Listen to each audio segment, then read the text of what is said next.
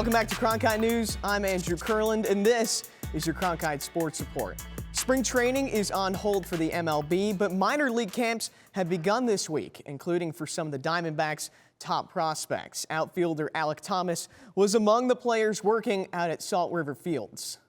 Thomas was a second-round pick out of high school in the 2018 draft. He moved from AA to AAA to finish off last season in Reno. Thomas says his experience in the minors has helped him overcome adversity in the batter's box.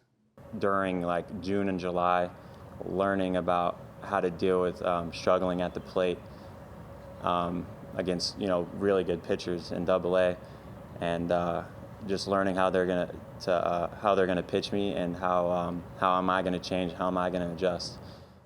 Meanwhile, it seems major league owners and players are still far apart in negotiations to reach a new deal. Cronkite News reporter Michael Garaffa sat down with the former major league pitcher who lived through the last work stoppage 26 years ago. With spring training postponed and Major League Baseball on hold, fans are wondering when the lockout will end.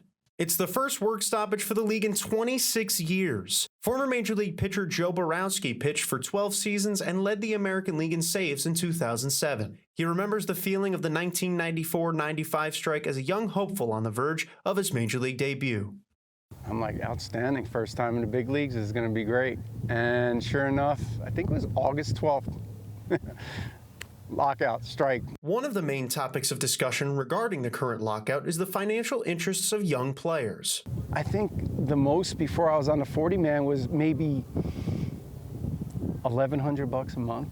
It's tough to live on. Borowski, who now coaches baseball at Notre Dame Preparatory High School, says pay for minor leaguers hasn't changed much since he played. I mean, there was a lot of road trips where you're getting a loaf of bread and a jar of peanut butter, and that's what you're eating, aside from what you eat at the field. While not all minor leaguers are a part of the players' union, those on the 40-man roster are covered under the collective bargaining agreement.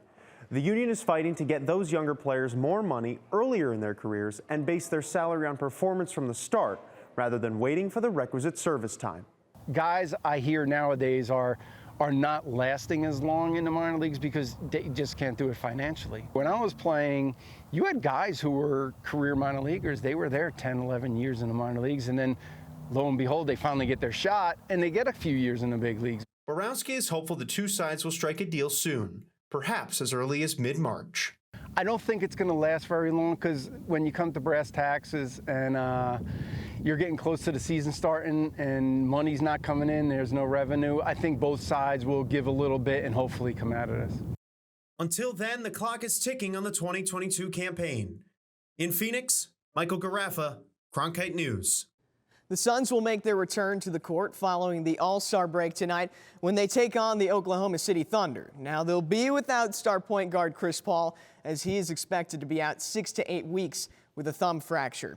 Backup point guard Cam Payne is also still out with a wrist injury, but there's good news. Landry Shamet returns to action tonight.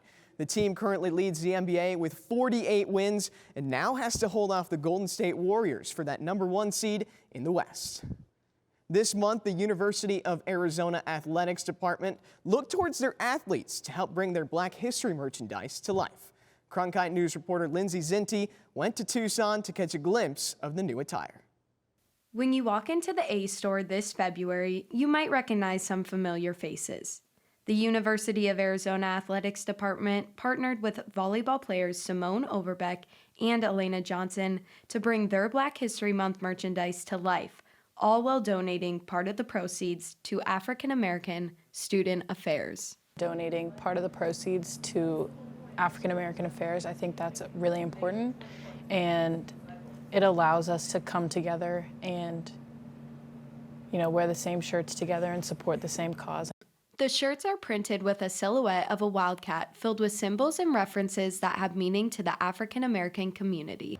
Music is featured prominently. Johnson grew up with her uncle who owned an array of instruments and always dreamed of starting a family band. The things that stood out to me were the different instruments on it, because I love playing music and I play the drums actually, and there is a drum set in the cat. And just how every different thing is put together in this big Wildcat, showing that like we're all in this together. You can find these shirts as well as other Black History Month merchandise at the university's bookstore located in Tucson or on their Amazon site. In Tucson, Lindsay Zinti, Cronkite News. And some of the players on the men's basketball team will be wearing those shirts tonight as the second-ranked Wildcats are back in action against Utah. These last couple of weeks are critical for Arizona as they look to secure the #1 seed in the NCAA tournament. Well, that's all I've got for today's Cronkite Sports Report. Raven, Fatma, back to you.